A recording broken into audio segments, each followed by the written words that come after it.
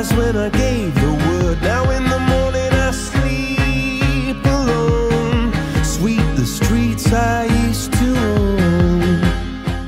The goal of our project was to create an environment in which we could discuss the commonalities between the three Abrahamic faiths and just break down the stereotypes to further understand each other. We read this book called The World's Religions by Houston Smith, and basically every week we just had like a couple of pages to read about different religions. We really got into like theologically what a couple of things that are like commonalities between these three religions, and we got to talking about certain things that like I think had always been broached, but like I don't know, I've never really talked about them in detail in my life, so I think I learned a lot from them. Our group decided to take a weekend and go to DC. There we participated in different religious activities. We went to a mosque, a synagogue, and a church. Our group bonded over interfaith dialogue. During the trip, it was really awesome because we would all get together and we would talk about things that we experienced. We would talk about, different aspects of Islam or Christianity or Judaism that we heard from the synagogue or the churches or the mosque.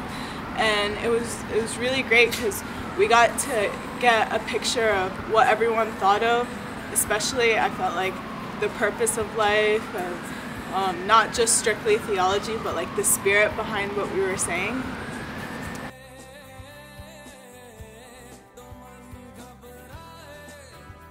We organized the second annual Interfaith Trialogue at UNC, where we brought together representatives of the three Abrahamic faiths, Judaism, Christianity, and Islam. We had an amazing turnout. Over 500 people came together.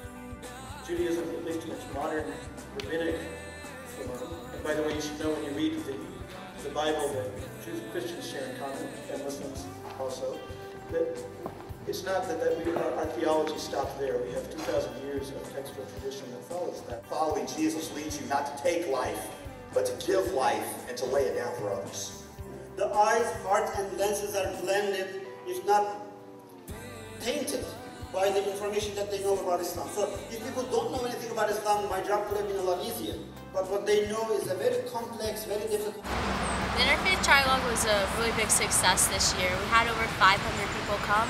It was great to see the whole campus come together to learn about other people and different religions. And we had 3 really well-renowned speakers come and speak about the different faiths. So it was a really great learning experience. After the trialogue, I noticed there were lots of students on campus that were talking about the event, and it really spurred other conversations and dialogues on campus, which I think was a great thing about the trialogue this year. Serve Chapel Hill Day was based off all the responses we had gotten from a campus-wide survey of people wanting to do more service projects. At the beginning of the year, our group took a survey on campus and asked people what kind of interfaith work they would want to do on campus, and they said they would be interested in doing service projects together. So a couple weeks ago, we did Serve Chapel Hill Day, and we took people of all different faiths, and we volunteered in the community. We went to a nursing home, the Wildlife Center, and Hope Gardens, and we did a day of service, and then we came together to reflect on the service. And people of all faiths got to come together and work to make our community better, and it was a lot of fun. We not only branched out to our community on campus, but also to our community in Chapel Hill and Raleigh and Durham as well. And our group's goal was quite successful in achieving, and we really gave the community here at UNC and the campus a good understanding of what interfaith work really is, what it